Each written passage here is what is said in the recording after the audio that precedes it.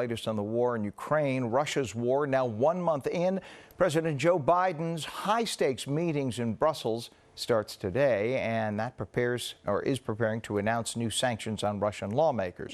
And back here in the city, Mayor Adams attended a flag-raising ceremony at Bowling Green Park in Manhattan to show support for Ukraine. Governor Kathy Hochul announced that starting today, Ukrainian flags will be flown to show solidarity. Eyewitness News reporter Candace McCowan is live outside the United Nations with the new developments from the overnight. Candace, good morning.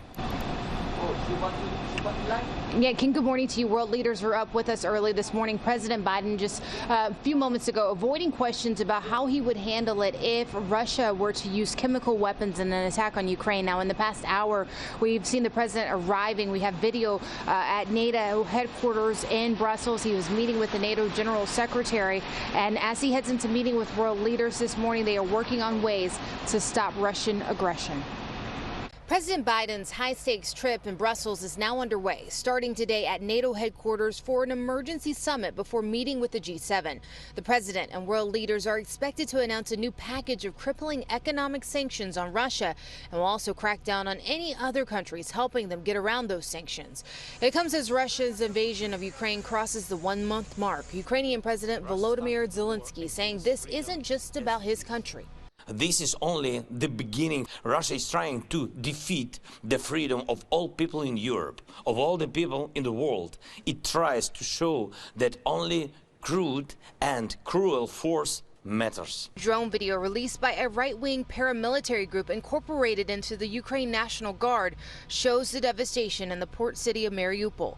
The U.S. now saying this. The U.S. government assesses that Russia's forces are committing war crimes in Ukraine. But the Ukrainians are fighting fiercely. The Pentagon says they pushed Russian forces back 34 miles outside of the capital city. A U.S. official telling ABC that eastern Ukraine is littered with the charred remains of Russian tanks. NATO estimates up to 15,000 Russian soldiers have been killed in the war so far.